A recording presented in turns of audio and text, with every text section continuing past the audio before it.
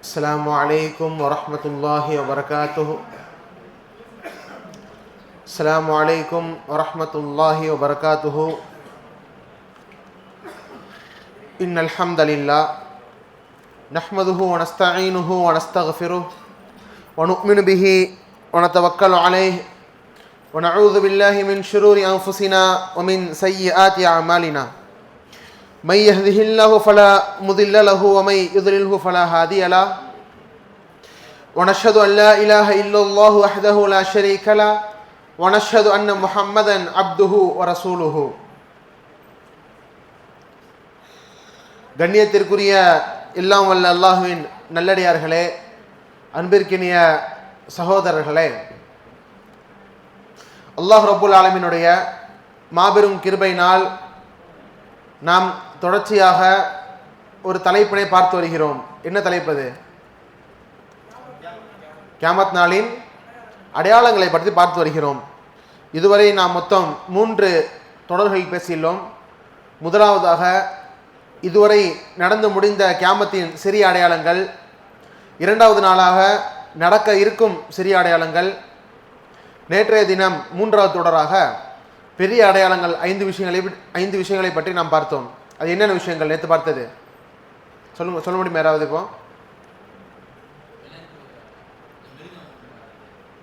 மிருகம், பேசக்கூடிய மிருகம் வரும். வேற நிலநடுக்கம். எத்தனை நிலநடுக்கம் வரும்? மொத்தம் 3 நிலநடுக்கம் வரும். மற்றொரு விஷயம்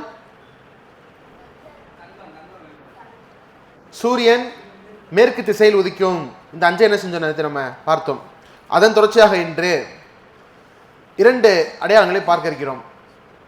அதில் ஒன்று, பெருமானார் ஸல்லல்லாஹு அலைஹி வஸல்லம் அவர்கள் அதிகமாக எச்சரித்த, அதிகமாக கவனமாக இருக்க சொல்லிய ஒரு விஷயமான தஜ்ஜாலை பற்றி செய்கிறோம். நம்ம இன்னைக்கு பார்க்க இருக்கிறோம். அதற்கு முன்னதாக 6வது அடையாளமாக நாம் பார்க்க இருப்பது, வானத்திலிருந்து ஒரு புகை மண்டலம் இறங்கும். இது கியாமத் நாளுடைய ஒரு அடையாளமாக அல்லாஹ்வின் தூதர் ஸல்லல்லாஹு அலைஹி வஸல்லம் அவர்கள் குறிப்பிட்டது. புகைக்கு அரபியிலே துஹான் என்று கூறுவார்கள். அந்த பேரில் அல்லாஹ் ரப்புல் ஆலமீன் திருமறையில் ஒரு சூறாவை இறக்கியிருக்கான். அந்த சூறாவில் அல்லாஹ் ரப்புல் ஆலமீன் சொல்கிறான், ஃபர்தகிப் யௌம தஅதி ஸமாஉ பிதுஹானின் முபீன். ஃபர்தகிப், நீங்களாம் எதிர்பாருங்க, நீங்க எல்லாம் காத்திருங்கள். யௌம யஅதி ஸமாஉ பிதுஹானின் முபீன், வானம் தெளிவான புகையை இறக்கக்கூடிய அந்த நாளை நீங்கள் எல்லாரும் எதிர்பார்த்து காத்திருங்கள். யக்ஷன் நாசு ஹாதா அதாபுன் அலீம், அந்த புகை என்ன செய்யும்? யக்ஷன் நாசு, மக்களை அந்த புகை சூழ்ந்து கொள்ளும். ஹாதா அதாபுன் அலீம், இது நோவினை தரக்கூடிய ஒரு வேதனையாக இருக்கும் என்பதாக அல்லாஹ் ரப்புல் ஆலமீன் கூறுகிறான். இது இந்த புகையை குறித்து வரக்கூடிய திருமறை கூறக்கூடிய ஒரு செய்தி. இது அல்லாமல் அல்லாஹ்வின் தூதர் ஸல்லல்லாஹு அலைஹி வஸல்லம் அவர்கள் இந்த புகை பற்றிய ஒரு சில செய்திகளை கூறியிருப்பதை நம்மால் பார்க்க முடியும். அதில் ஒன்று, பெருமானாருடைய காலத்திலே நாமெல்லாம் அறிந்த விஷயம்தான், மக்காவிலே அவர்கள் மார்க்க பணியை எப்போது செய்ய ஆரம்பித்தார்களோ கடுமையான தாக்குதலுக்கு ஆளானார்கள். அப்போது ஒரு முறை அந்த வேதனை தாங்காமல், அந்த கஷ்டம் தாங்காமல் தங்களுடைய 2 கரங்களையும் ஏந்தி அல்லாஹ்விடத்தில் பிரார்த்தனை செய்து விடுகிறார்கள் மக்காவில் இருக்கக்கூடிய காஃபிர்களுக்கு எதிராக. அப்ப அல்லாஹ் என்ன செஞ்சா? அவங்களுக்கு கடுமையான பஞ்சத்தை ஏற்படுத்தினான். எந்த அளவுக்கு அப்படின்னா, மக்கத்து காஃபிர்கள் சாப்பாட்டுக்கு வழி இல்லாம செத்த பிராணியோட இறைச்சியை சாப்பிடக்கூடிய நிலைமைக்கும், காய்ந்த எலும்புகளை சாப்பிடக்கூடிய நிலைமைக்கும் ஆளாயிட்டாங்க. அப்ப அவங்களாம் பெருமானார்ட்ட கேட்கிறாங்க, முகமதே, உங்களுடைய இறைவன் உண்மையானவர் இருந்தா இந்த பஞ்சத்தை எங்களை விட்டு போக சொல்லி நீங்க பிரார்த்தனை செய்யுங்கன்னு கேட்கிறாங்க. அப்போ நபி ஸல்லல்லாஹு அலைஹி வஸல்லம் அந்த பஞ்சத்தை நீக்க சொல்லி பிரார்த்தனை செய்கிறார்கள். அப்பொழுது வானத்திலே புகை மூட்டம் ஏற்பட்டது என்பதாக அதை பார்த்த சஹாபாக்கள் கூறுகிறார்கள். இப்போ இப்னு மஸ்ஊத் சொல்றாங்க, அந்த புகை மூட்டம் என்பது கியாமத்தினுடைய புகை மூட்டம் அல்ல என்பதாக சொல்றாங்க. இது புகையை பற்றி வரக்கூடிய ஒரு செய்தி. மற்றொரு செய்தி நாம் நேற்று பார்த்தோம். 6 விஷயங்கள் வருவதற்கு முன்பதாக நீங்கள் அமல் செய்து கொள்ளுங்கள் என்பதாக பெருமானார் சொன்னாங்க. இந்த 6 விஷயம் வந்துருச்சுன்னா நீங்க செய்யக்கூடிய அமல்ல பெரிய தாக்கம் ஏற்படும். அதனால 6 விஷயம் வரதுக்கு முன்னாடி நீங்கள் அமல்களை செய்து கொள்ளுங்கள், ஒரு அமல்களை நீங்கள் முந்திக் கொள்ளுங்கள் என்பதாக சொன்னார்கள். அந்த 6 விஷயம் என்ன? அதில் முதல் விஷயம், சூரியன் எப்பொழுது மேற்கு திசையில் உதிக்கிறதோ அதற்கு முன்பதாக உங்கள் அமல்களை செய்து கொள்ளுங்கள். இரண்டாவதாக புகை. வானத்தில் புகை இறக்கப்படுவதற்கு முன்பதாக நீங்கள் அமல் செய்து கொள்ளுங்கள். மூன்றாவதாக பேசக்கூடிய பிராணி, நான்காவதாக தஜ்ஜால், ஐந்தாவதாக ஒவ்வொரு மனிதனுடைய வாழ்க்கையை முடிக்க வரும் மரணம், இறுதியாக பொதுவான கியாமத் நாள். இவை எல்லாத்துக்கும் முன்னாடி நீங்கள் அமல் செய்வதற்கு விரைந்து கொள்கிறேன் என்பதாக பெருமானார் சொன்னார்கள். அதுல ஒரு விஷயம் இந்த புகை. ஒரு முறை பெருமானாருடைய தோழரும் நெருங்கிய உறவினருமான இப்னு அப்பாஸ் ரலியல்லாஹு அன்ஹு அவர்கள் ஒரு நைட்டு ஃபுல்லா அவங்க தூங்கவே இல்லை. ஏன் தூங்கலை அப்படின்னா அவங்கள்ட்ட கேட்குறாங்க. அப்போ சொல்றாங்க, நேற்று இரவு நான் வானத்திலே வால் நட்சத்திரம் ஒன்றை கண்டேன். வால் நட்சத்திரம் ஒன்றை கண்டேன். அந்த நட்சத்திரத்தை பார்த்து அதற்கு பின்பு புகைமூட்டம் ஏற்பட்டு விடுமா என்று நான் பயந்தேன். அதன் காரணமாக நான் தூங்கவில்லை என்பதாக சொன்னார்கள். இப்போ ஆனா அப்படி ஏற்படல, புகைமூட்டம் ஏற்படல. இப்ப சஹாபாக்கள் பெருமானார் சொன்ன இந்த எச்சரிக்கைகளை கண்டு பயந்திருக்கிறார்கள் செய்து நம்ம பார்க்கிறோம். அப்ப இதுவையெல்லாம் கியாமத் நாள் போது ஒரு அடையாளமாக வரும் என்பதையும் நாம் பார்க்கிறோம். கண்ணியத்திற்குரியவர்களே, அப்ப ஆறாவது புகைமூட்டம். அதன் பின்பு கியாமத்தினுடைய ஒரு சோதனைக்குரிய ஒரு அடையாளம், ஒரு மோசமான ஒரு அடையாளம் என்று கூட நாம் குறிப்பிடலாம், தஜ்ஜாலுடைய வருகையை. யார் இந்த தஜ்ஜால்? எதற்காக அவனை பற்றி நாம் இவ்வளவு முக்கியத்துவம் கொடுத்து பேச வேண்டும் என்பதை நாம் புரிந்து கொள்ள வேண்டும். ஏனென்றால் இறுதி காலம் வரும் பொழுது ஒரு மனிதன் தஜ்ஜாலுடைய சோதனையை வென்றால் மட்டும்தான் அவன் வெற்றியாளனாக இருக்க முடியும். யாரெல்லாம் தஜ்ஜாலுடைய சோதனையை வீழ்ந்து விட்டார்களோ அவர்கள் வெற்றி அடைய முடியாது என்பது பெருமானார் ஸல்லல்லாஹு அலைஹி வஸல்லம் அவர்கள் நமக்கு சொன்ன விஷயமாக இருக்கிறது. கண்ணியத்திற்குரிய எல்லாம் வல்ல அல்லாஹ்வின் நல்லடியார்களே, தஜ்ஜால் யாரு, அவன் எவ்வளவு பயங்கரமானவன் என்பதற்கு ஒரே ஒரு நபி மொழி நமக்கு போதுமான சான்றாக இருக்கின்றது. பெருமானார் சொல்றாங்க, ஆதம் நபி படைக்கப்பட்ட காலத்திலிருந்து இறுதி காலம் வரைக்கும் ஏற்படக்கூடிய விஷயங்களில் தஜ்ஜாலை விட ஒரு பெரிய விஷயம் எதுவுமே ஏற்பட போவதில்லை. இப்போ கியாமத் நாள் வர வரைக்கும், ஆதம் நபி எப்போ அல்லாஹ் படைச்சானோ அன்னிலிருந்து கியாமத் நாள் வரைக்கும் நிகழக்கூடிய விஷயங்களில் தஜ்ஜால் தான் மோசமான விஷயமாக இருக்கும் என்பதாக அல்லாஹ்வின் தூதர் ஸல்லல்லாஹு அலைஹி வஸல்லம் சொல்லியிருக்காங்க. அப்படின்னா நம்ம எந்த அளவுக்கு அவன் வீரியமான விஷயம் என்பதை நாம் புரிந்து கொள்ள வேண்டும். யார் இந்த தஜ்ஜால்? எப்போ வெளியே வருவான்? வெளியே என்ன செய்வான்? அவன்தான் தஜ்ஜால். நம்ம எப்படி அடையாளம் கண்டு கொள்வது? இவற்றையெல்லாம் பெருமானார் தங்களுடைய நபிமொழிகளிலே தெளிவாக சொல்லியிருப்பதை நம்ம பார்க்க முடியும். அதில் முதல் விஷயமாக தஜ்ஜால் எப்படி இருப்பான்? இப்போ ஒரு கூட்டத்தில் நம்ம தஜ்ஜாலை பார்த்தோம்னா இவன் தான் தஜ்ஜால், எப்படி நம்ம அடையாளம் கண்டுபிடிக்கிறது அப்படின்றதுக்கு பெருமானார் ஸல்லல்லாஹு அலைஹி வஸல்லம் என்ன செஞ்சிருக்காங்க? நிறையா அவனுடைய உடல் தோற்றங்களை சொல்லியிருக்காங்க, அடையாளங்களை சொல்லியிருக்காங்க. அதில் முதலாவது அவனுடைய கண்ணு. இப்போ தஜ்ஜாலுடைய கண்ணு எப்படி இருக்கும் அப்படின்னா, ஒரு கண்ணு நல்லா இருக்கும், மற்றொரு கண்ணு குருடனாக இருப்பான் என்பதாக பெருமானார் சொல்லியிருக்காங்க. அப்போ பெருமானார் சொல்றாங்க, பொய் கூறும் ஒற்றை கண்ணுடைய ஒருவனை பற்றி எந்த நபியும் தம்முடைய சமுதாயத்திற்கு அச்சுறுத்தாமல், அதாவது அதை பற்றி எச்சரிக்காமல் செல்வதில்லை. இப்போ எல்லா நபியும் உலகத்தில் பிறந்து மார்க்க பணியை செய்த எல்லா நபிமார்களும் தன்னுடைய சமுதாயத்திற்கு தஜ்ஜாலை பற்றி எச்சரித்துள்ளார்கள். மக்களை அறிந்து கொள்ளுங்கள், நிச்சயமாக உங்களுடைய இறைவன் ஒற்றை கண்ணுடையவன் அல்ல. உங்களுடைய இறைவன் ஒற்றை கண்ணுடையவன் அல்ல. தஜ்ஜால் ஆனால் ஒற்றை கண் உள்ளவன். இப்போ தஜ்ஜால் என்ன சொல்லுவான்? நான் தான் இறைவன் என்பதாக சொல்லுவான். மக்களே அறிந்து கொள்ளுங்கள், உங்கள் ரப்பு ஒற்றை கண்ணுடையவன் அல்ல, தஜ்ஜால் ஒற்றை கண்ணுடன் இருப்பான். அவன் 2 கண்களுக்கு மத்தியிலே தெளிவாக அடையாளம் கண்டுகொள்ளும் விதமாக காஃபிர் என்று நெத்தியில் எழுதியிருக்கும். அன்றைய நாளிலே படிக்க தெரிந்த படிக்க தெரியாத, எழுத தெரிந்த எழுத தெரியாத எல்லா மனிதர்களும் தஜ்ஜாலோட நெத்தியில் இருக்கக்கூடிய அந்த வார்த்தையை வாசிப்பார்கள். அதில் காஃபிர் என்று எழுதியிருக்கும் என்பதாக பெருமானார் ஸல்லல்லாஹு அலைஹி வஸல்லம் சொன்னாங்க. மற்றொரு செய்தியில் வருது, அவனுடைய கண்ணு பார்க்கறதுக்கு சுருங்கி போன திராட்சை மாதிரி இருக்குமா. இவையெல்லாம் தஜ்ஜாலுடைய கண்ணுடைய அடையாளமாக இருக்கின்றன. அவன் தலை முடியை பற்றிய அந்த முன்னறிப்பையும் பெருமானார் சொல்லியிருக்காங்க. அவனுடைய கண் ஊனமுடையதாகவும் தலையில் அதிக முடி வச்சவனாகவும் தஜ்ஜால் இருப்பான் சொல்றாங்க. அவனுடைய தலை எந்த அளவுக்கு இருக்கும் அப்படின்னா, ஒரு மரத்தினுடைய கிளை மாதிரி என்ன செய்யும், நிறைய முடிகள் இருக்கும் என்பதாக பெருமானார் சொல்றாங்க. அப்ப அவனோட உடல் அமைப்பு எப்படி இருக்குன்றதையும் பெருமானார் சொல்றாங்க. ஒரு முறை அவங்க தூங்கிட்டு இருக்கும்போது அவங்களுக்கு கனவு ஏற்படுது. அந்த கனவுல ரசூல்லா பார்க்குறாங்க, அவங்க தவாஃப் செஞ்சிட்டு இருக்காங்க, காபத்துல சுத்தி தவாஃப் செஞ்சிட்டு இருக்காங்க. அப்போது அந்த இடத்துல படிந்து தொங்கிய நல்ல ஒரு பழிவான முடிய தலை சீவன மாதிரி ஒரு மனிதர் உட்காந்துருக்காரு. அவரோட தலையில நீர் சொட்டிட்டு இருக்கு. அப்ப அந்த நபர் பெருமானாரை பார்த்தோன்னே பெருமானை கேட்குறாங்க, யார் இந்த மனிதன் என்று கேட்கும் பொழுது அவர் மசீஹ், இவர் தான் மசீஹ் ஈசா என்பதாக பதில் வருகிறது. அதே போல கொஞ்சம் தூரம் போனோன்னா தஜ்ஜாலை பார்க்குறாங்க. அப்போ பார்க்குறாங்க அங்கே ஒரு மனிதன், சிகப்பான குண்டான சுருட்டை முடிவுடைய, வலது கண் குருடாக இருக்கக்கூடிய, அந்த கண் திராட்சை போல இருக்கக்கூடிய ஒரு மனிதன். அப்போ அந்த மனிதனை பற்றி யார் கேட்குறப்போ இவன் தான் தஜ்ஜால் என்பதாக பெருமானாருக்கு பதில் கிடைக்கிறது. இப்போ அந்த கனவை பார்த்துட்டு ரசூலா சொல்கிறாங்க, நீங்கள் தஜ்ஜாலை பார்க்க வேண்டும் என்றால் இன்றைய நம்முடைய சமுதாயத்திலே குசா என்று ஒரு கோத்திரம், அன்றைய உள்ள அரபு கோத்திரம், அந்த கோத்திரத்தில் இருக்கக்கூடிய இப்னு கத்தான் என்ற நபரை பார்த்துக் கொள்ளுங்கள். அவன் பார்க்கறதுக்கு லைட்டா அவரை மாதிரி தான் இருப்பான் என்பதாக பெருமாள் ஸல்லல்லாஹு அலைஹி வஸல்லம் சொன்னாங்க. அப்போ அவன் அடையாளம் என்ன? ஆள் சிகப்பா குண்டா சுருட்ட முடியோட, கண்கள் குருடா, நெத்தியில காஃபீர் என்ற பெயரோட என்ன செய்வான்? தஜ்ஜால் இருப்பான் என்பதாக அவனுடைய உடல் அமைப்பை பற்றி நம்மால் புரிந்து கொள்ள முடிகிறது. அந்த தஜ்ஜால் எப்போ வருவான்? இந்த கேள்வி பொதுவாக எல்லாத்துக்குமே இருக்கும். தஜ்ஜால் எப்போ வருவான்? அதுக்கும் பெருமானார் பதில் சொல்றாங்க. அஹ்மாக் மற்றும் தாபிக்னு 2 ஊர், அஹ்மாக் மற்றும் தாபிக்னு 2 ஊர். அந்த 2 ஊரும் இஸ்லாமிய ஆட்சி நடந்து கொண்டிருக்கும். அந்த ஊர்ல என்ன செய்யும்? இஸ்லாமிய ஆட்சியை எதிர்த்து ரோம படை அங்க இறங்கும். ரோம படைனா கிறிஸ்தவ படை அங்க இறங்கும். அங்க இறங்கி போர் செய்வாங்க. அப்ப இந்த செய்தி கேட்டவுடனே மதீனால இருந்து ஒரு இஸ்லாமிய படை அந்த முஸ்லிம்களை பாதுகாக்கிறதுக்காக கிளம்பி வருவாங்க. அந்த பகுதி நேரா வருவாங்க. எங்க? அந்த தாபிக் மற்றும் ஆமாக்குன்ற ஊருக்கு வருவாங்க. அந்த ஊர் ஷாம்ல இருக்கு. அப்ப அந்த ஊருக்கு வந்தோடனே காஃபிர்கள் கிறிஸ்தவர்கள் அவங்க சொல்லுவாங்களாம், எங்களுக்கும் அவங்களுக்கு உள்ள பிரச்சனை, நீங்க உள்ள வராதீங்கன்னு மதீனாவாசியை பார்த்து சொல்லுவாங்க.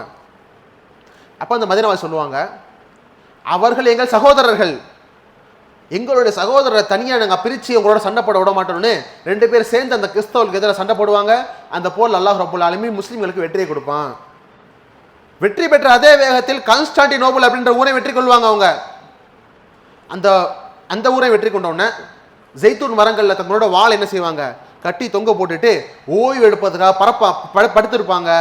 அந்த டயத்துல சைத்தான் சவுண்டு போடுவான். என்ன சவுண்டு போடுவான்? நிச்சயமாக தஜ்ஜால் வந்து விட்டான் என்பதாக சைத்தான் சவுண்டு போடுவான். அப்ப இந்த சத்தத்தை கேட்டு எல்லா மக்களும் வாள் எடுத்துட்டு கிளம்புவாங்க. ஆனா அது பொய்யான ஒரு சத்தமாகும் என்று பெருமானா சொல்றாங்க. பொய்யான சத்தம். இதை கேட்டு சஹாபாக்கள் ஓடி சிரியா நாட்டை நோக்கி ஓடி போவாங்க. அப்ப எப்போ அவங்க சிரியா அடைஞ்சாங்களோ அப்பதான் தஜ்ஜால் வருவான் என்பதாக பெருமானா ஸல்லல்லாஹு அலைஹி வஸல்லம் சொன்ன செய்தி நம்ம பார்க்கிறோம். அப்போ ஆழ்மாக் மற்றும் தாபிக் என்ற ஊர்ல ரோமப்படை இறங்காத வரைக்கும் என்ன வராது? கியாமத் நாள் வராது.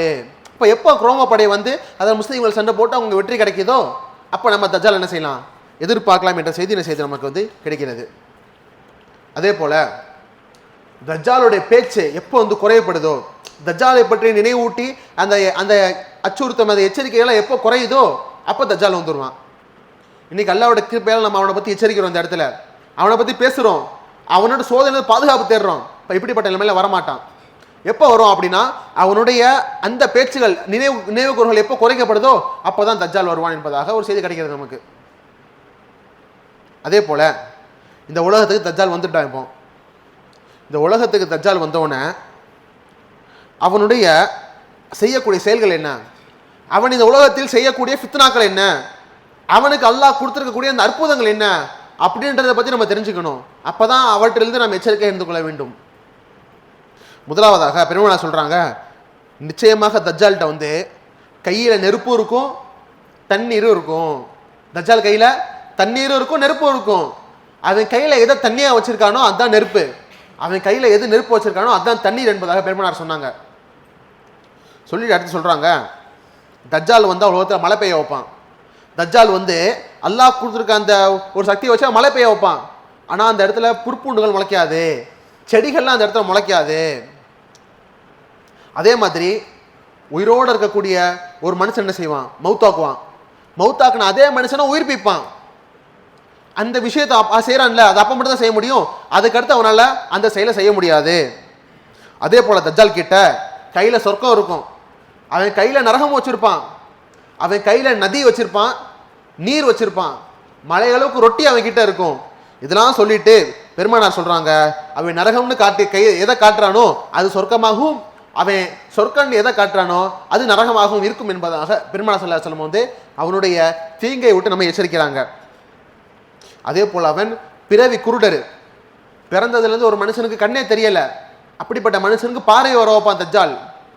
ஒரு மனுஷனுக்கு குஷ்டம் ஏற்பட்டிருக்கு, அந்த மனிதனை தடவி அவனை என்ன செய்வான் தஜ்ஜால் வந்து அவனுக்கு குஷ்ட நோயை விட்டு அந்த மனிதனை வந்து நல்லாக்குவான், குணம் பெற்ற மனிதன் ஆக்குவான். இப்போ இவையெல்லாம் வந்து தஜ்ஜால் இந்த உலகத்தில் செய்யக்கூடிய அற்புதங்களாக இருக்கும்.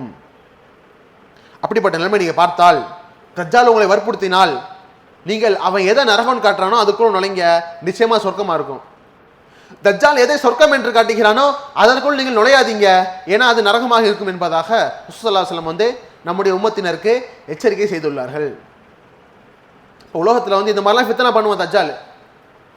அவனுடைய வேகம் இந்த உலகத்தில் எப்படி இருக்கும், அவன் எந்த ஸ்பீடில் பயணிப்பான் அப்படின்னு பார்த்தோம்னா மொத்தம் 40 நாள் என்ன செய்வான் தஜ்ஜால் வந்து உலகத்தில் இருப்பான். அந்த 40 நாளில் முதல் நாள் ஒரு வருடம் போல இருக்கும், இரண்டாவது நாள் ஒரு மாதம் போல இருக்கும், மூன்றாவது நாள் ஒரு வாரம் போல் இருக்கும், அதுக்கடுத்து உள்ள நாளுமே நார்மலாக உள்ள மற்ற நாடுகள் மாதிரி இருக்கும். அவன் கழுதை பயணிக்கக்கூடிய அந்த கழுதையோட காதுக்கு மத்தியில் வந்து 40 முழம் தூரம் இருக்கும் என்பதாக பெருமாள் ஸல்லல்லாஹு அலைஹி வஸல்லம் சொல்கிறாங்க. அப்போது அந்த வேதத்தில் என்ன செய்வான், ஃபுல்லாக ஒரு நாளைக்கு ஒரு வருஷம் இருக்கும். அப்போ சஹாபாக்கெல்லாம் கேட்குறேன், யார் சொல்லலாம் ஒரு நாள் ஒரு வருஷம் இருக்கும்னா அப்போ ஒரு நாளைக்கு எனக்கு எத்தனை தொழுகணும், 5 வக்து தொழுதா போதுமா இல்லாட்டி ஒரு வருஷத்துக்கான தொழுகணுமா அப்படின்னு கேட்குறப்போ சஹாபாக்கள் பெருமான பதில் சொன்னாங்க, அப்படிப்பட்ட நிலைமை நீங்கள் அடைஞ்சிங்க அப்படின்னா நீங்கள் வந்து 5 வக்து மட்டும் அந்த ஒரு நாளில் தொழுவாதீங்க, மாறா ஒரு வருஷமாக இருக்குல்ல நீங்கள் நேரத்தை கணக்கு போட்டு என்ன செய்யுங்க அந்த இடத்துல வந்து நீங்கள் தொழுந்து கொள்ளுங்கள் என்பதாக சஹாபாக்களுக்கு பெருமாள் ஸல்லல்லாஹு அலைஹி வஸல்லம் அவர்கள் சொன்ன செய்தியை நம்ம செய்கிறோம், நம்ம பார்க்குறோம். அப்போ இந்த தஜ்ஜாலுடைய குழப்பம் என்பது இவ்வளோ கடுமையாக இருக்கும் என்பதை புரிந்து கொள்ள வேண்டும். அவனுடைய சோதனை எவ்வாறு இருக்கும், பெருமானார் சொல்கிறாங்க, தஜ்ஜால் வந்து உலகத்தில் ஃபித்னா பண்ணிட்டு இருக்கும்போது ஒரு முஃமினான ஒரு முஸ்லீமான நபர் வந்து ஃபிரௌனை பார்க்க வருவார், சரி இது தஜ்ஜாலை பார்க்க வருவார். அப்போ வந்தவுடனே தஜ்ஜாலுடைய சீடர்கள்லாம் சுற்றி உட்காந்துருப்பாங்க. அப்போ கேட்பாங்க, நீ யாரப்பா பார்க்க வர, எதுக்குப்பா இங்கே வந்திருக்கேன்னு கேட்பாங்க. அப்போ அந்த முஃமின் பதில் சொல்லுவார், கிளம்பி வந்திருக்க, புறப்பட்டு வந்திருக்க, தஜ்ஜாலை சந்திக்க நான் வந்திருக்கேன்னு சொல்லுவார். அப்போ அந்த சீடர்கள்லாம் சொல்லுவாங்க, இன்னும் வரைக்கும் நீ தஜ்ஜாலை வந்து இறைவனை ஏற்றுக்கொள்ள விடையான்னு கேட்பாங்க. அப்போ அந்த மனிதர் சொல்லுவார், தஜ்ஜாலை இறைவனை நயத்துக்கணுமா, தஜ்ஜாலை கண்ணு முன்னாடி இல்லை, ஓடி ஒளிஞ்சிருக்கான் எங்கேயோ, அவனுக்கு பதில் நீங்கள் தான் பேசிட்டு இருக்கீங்க இந்த இடத்துல. அப்போ ஒளிந்து கொண்டிருப்பவன் இறைவன் அல்ல, நிச்சயமாக இறைவன் என்பவன் தெளிவானவனும் வெளிப்படையானவன் ஆவான் என்பதாக சொல்லுவாங்க. அப்போ தஜ்ஜாலோட சீடர்லாம் சொல்லுவாங்க, இந்த மனிதனை உடனே கொன்று விடுங்கன்னு சொல்லுவாங்க. அப்போ சுற்றி இருக்க மற்றவங்களாம் சொல்லுவாங்க, இல்லை இல்லை நம்மளோட இறைவனான தஜ்ஜால் என்ன சொல்லியிருக்காரு, ஒரு ஆளை கொல்லணும்னா அவர் மட்டும் தான் கொல்லுவார், நம்மளால் கொல்ல முடியாது, நம்ம என்ன பண்ணுவோம் அவர்கிட்ட இவனை கூட்டு போவோம்னு சொல்லி அந்த முஃமினை தஜ்ஜால்கிட்ட கூட்டு போவாங்க. இப்போ தஜ்ஜாலை பார்த்தா அந்த முஃமின் சொல்லுவார், மக்களே அறிந்து கொள்ளுங்கள், மக்களே அறிந்து கொள்ளுங்கள், நிச்சயமாக அல்லாஹ்வின் தூதர் எச்சரித்த அந்த தஜ்ஜால் இவன் தான் என்பதாக சொல்லுவாங்க. இப்போ தஜ்ஜால் என்ன செய்வான், அந்த மனிதரை கடுமையாக தாக்குவதற்கு நோவினைப்படுத்துவதற்கு உத்தரவிடுவான். அவர் முதுகு வயிறுலாம் வீங்கிறவனுக்கு என்ன செய்வாங்க, மக்கள் வந்து அவரை அடித்து துன்புறுத்துவாங்க. அப்போ அவ்வளோ சோதனைக்கு அப்புறமும் தஜ்ஜால் அந்த மனிதன் என்ன செய்வான், கேட்பான், நீ என்னை இப்போ இறைவனை ஏற்றுக்கிறியான்னு கேட்பான். அப்போ அவர் சொல்லுவார், உன்னை பற்றி எனக்கு முன்னாடியே தெரியும், ஆனால் முன்னாடி இருந்த தெளிவோட இப்போ தான் நான் நீ இறைவன் இல்லை, நீ ஒரு பொய்யன்றதை நான் தெளிவாக இருக்கேன் அந்த மனிதர் சொல்லுவார். அப்போ என்ன செய்வான் தஜ்ஜால், அந்த மனிதரை கொன்று விடுவான், உடம்பை ரெண்டாக பொழந்துருவான், அப்படியே பொழந்து அந்த ரெண்டுக்கும் நடுவில் நடந்து போவான். இப்போ பிறகு அந்த மனிதனுக்கு உயிர் கொடுப்பான், உயிர் கொடுத்து கேட்பான், இப்போ வந்து நீ என்னை ஏற்றுக்கொள்ளியான்னு கேட்பான். அப்போ அந்த மனிதர் சொல்லுவார், இதற்கு முன்பு இல்லாத அளவுக்கு இப்போ தான் நீ ஒரு பொய்யன்னு நான் தெளிவாக இருக்கேன்னு அந்த மனிதர் சொல்லுவார். அப்போ சொல்லுவார், மீண்டும் பெருமானார் சொல்கிறாங்க அந்த இடத்துல, மீண்டும் அவனால் அந்த மனிதனை கொல்ல முடியாது, அதே மாதிரி தஜ்ஜால் அந்த மனுஷனை மறுபடியும் கொல்ல முயற்சிப்பான், அவனால் கொல்ல முடியாது. அப்போ என்ன பண்ணுவான், அவரை சுற்றி நெருப்பு மூட்டி அந்த நெருப்புக்குள் வைத்து அவரை பர்ணிக்க செய்து விடுவான். இப்போ சொல்லிட்டு பெருமானார் சொல்கிறாங்க, அந்த ஒரு முஃமின் இருக்கார்ல, அந்த மனிதர் தான் மகத்தான உயிர் தியாகியாவார் என்பதாக ரசூல் ஸல்லல்லாஹு அலைஹி வஸல்லம் சொல்கிறாங்க. இப்போ கண்ணியத்திற்குரிய சகோதரர்களே, இப்போ இந்த அளவுக்கு கடுமையான சோதனையாக தஜ்ஜாலுடைய சோதனை என்பது இறுதி காலகட்டத்தில் இருக்கும். இந்த மாதிரி உலகத்தில் ஒரு இடம் விடாமல் எல்லா இடத்துக்கும் போய் என்ன செய்வான் தஜ்ஜால் வந்து பிரச்சாரம் பண்ணுவான், அவன் சோதனை பண்ணுவான். அந்த சோதனைகள் எல்லாம் உலகத்துல அவன் உள்ள நுழைய முடியாம, அவனுடைய சோதனைகள் உள்ள நுழைய முடியாத 2 ஊர்கள் வந்து பெருமாள் ஸல்லல்லாஹு அலைஹி வஸல்லம் சொல்லியிருக்காங்க. அந்த 2 ஊர் என்ன? ஒன்று மக்கா, மற்றொன்று மதீனா. தஜ்ஜாலால இந்த 2 ஊருக்குள்ள போக முடியாது.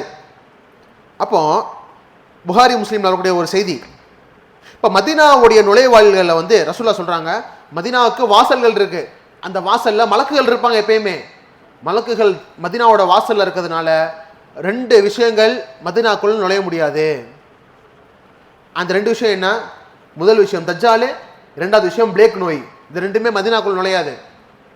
அதே போல மதீனாக்கு 7 வாசல் இருக்கு. அந்த 7 ஒவ்வொரு வாசல்லையும் 2 மலக்கு என்ன செய்வாங்க? உருவப்பட்ட வாளோட நிற்பாங்க.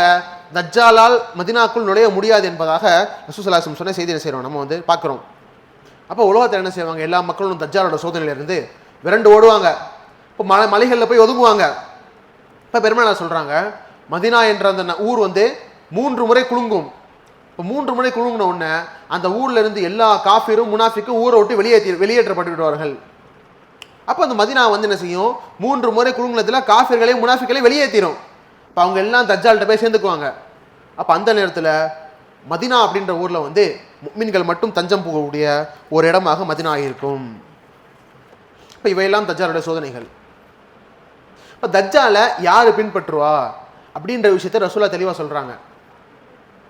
இப்போ முதல் கூட்டம் யார் சொல்றாங்க அப்படின்னா பெண்கள். பெண்கள் அதிகமாக தஜ்ஜாலை ஃபாலோ பண்ணுவாங்க. பெண்கள் அதிகமாக தஜ்ஜாலை பின்பற்றுவாங்க. எந்த அளவுக்குனா, ஒரு மனிதன் தன் வீட்டு பெண்கள் எல்லாம் தஜ்ஜால்கிட்ட போய் சேர்ந்துருவாங்கன்னு பயந்து தன்னுடைய தாய், மனைவி, மாமி, மகள் எல்லா பெண்களையும் வீட்டில் கட்டி போட்டு வைக்கிற அளவுக்கு என்ன செய்யுமா பெண்கள் வந்து தஜ்ஜால்கிட்ட போய் அவ்வளோ சீக்கிரமாக சேரக்கூடிய நிலை வரும் என்பதாக பெருமானார் சொன்னாங்க. அதே போல யூதர்கள் என்ன செய்வாங்க? அதிகமாக தஜ்ஜால்கிட்ட போய் சேருவாங்க. அப்புறம் ரசூலுல்லாஹ் சொன்னாங்க, தயாலிசா என்ற ஒரு ஆடை, ஒரு வகை ஆடை. என்னது தயாலிசா என்ற ஆடை? அந்த ஆடை அணிந்த 70,000 யூதர்கள், இஸ்வஹான் பகுதியை சேர்ந்து 70,000 யூதர்கள் தயாலிசா என்ற ஆடை அணிந்தவாறு தஜ்ஜால்கிட்ட போய் சேர்ந்துக்குவாங்க அப்படின்ற மாதிரி பெருமானார் வந்து முன்னாடி எச்சரிக்கை பண்ணாங்க. அப்போ எதனால தஜ்ஜாலை வந்து யூதர்கள் அதிகமாக போய் தஜ்ஜால்கிட்ட சேர்றாங்க அப்படின்றதுக்கு நமக்கு ஒரு காரணம் கிடைக்கிது. என்ன அப்படின்னா, தௌராத்தோடைய வேதத்தை பின்பற்றக்கூடிய அந்த யூதர்களுக்கு மசீஹ் என்னும் பெயரை கொண்ட ஒரு இறை தூதர் வருவார் அப்படின்னு நல்லா கட்டளையிட்டு இருந்தான். அப்போ அதே போல் மசீஹ் ஈசா அலைஹிஸ்ஸலாம் வந்தாங்க. ஆனால் ஈசா அலைஹிஸ்ஸலாம் அவர்களை தஜ்ஜால் பொய்ப்பித்தான், யூதர்கள் பொய்ப்பித்தார்கள். இப்போ பொய்ப்பித்து அவங்களை கொல்ல முயற்சி செஞ்சு அல்லாஹ் வானத்துக்கு உயர்த்தினதுக்கு அப்புறம் அவர்கள் எதிர்பார்க்கக்கூடிய அந்த மசீஹ் என்பது தஜ்ஜால் தான். அதனால தஜ்ஜால் வந்தோடனே யூதர்கள் அதிகமாக போய் தஜ்ஜால் கூட சேர்ந்துக்குவாங்க. அதே போல ரசூலுல்லாஹ் சொன்னாங்க, படிக்காத பாமர காட்டு அரபி மக்கள், கிராமத்து அரபி மக்கள் அதிகமாக வந்து தஜ்ஜால்கிட்ட சேர்ந்துக்குவாங்க. எப்படி அப்படின்னா, தஜ்ஜால் வந்து கிராமப்புறங்களுக்கு போவான். அப்போ அந்த இடத்துல கேட்பான், ஒரு கிராமத்து அரபியை பார்த்து, மௌத்தா போனவனோட தாய் தந்தை நான் உயிரோட வர வைக்கணுமான்னு கேட்பான். அப்போ அந்த மனிதர் சொல்றாரு, ஆமா கொண்டு வான்னு சொல்லுவான். அப்போ தஜ்ஜால் அவனோட சதி வேலையை ஆரம்பிப்பான். உடனே சைத்தான் அந்த மௌத்தா போன அந்த மனிதனுடைய மௌத்தா போன தாய் தந்தையோட வேதத்தில், அவங்க அத்தா அம்மாவோட வேதத்தில் சைத்தான் வருவான். வந்து அந்த கிராமத்து அரபியை பார்த்து சொல்லுவான், என் அன்பு மகனே, இந்த வந்திருக்கான்ல இவன் தான் உங்களோட ரப்பு, இவனை நீங்கள் ஏற்றுக்கோங்க அப்படின்னு சைத்தான் சொல்லிட்டு மறைஞ்சிருவான் அப்படின்ற செய்தி யார் சொல்கிறா? பெருமாள் ஸல்லல்லாஹு அலைஹி வஸல்லம் சொல்கிறாங்க. அப்போ இந்த மாதிரி கிராமத்து அரபி மக்களுக்கு மத்தியில் வந்து தஜ்ஜாலோட சோதனை ரொம்ப அதிகமாக இருக்கும். இறுதியாக சொல்கிறாங்க, கேடயம் போன்ற, கேடயம்னா இந்த சண்டை போடும் போது அந்த வாள் படக்கூடம் பாதுகாப்பாங்களே, அந்த கேடயம் வட்ட வடிவத்தில் இருக்கும்.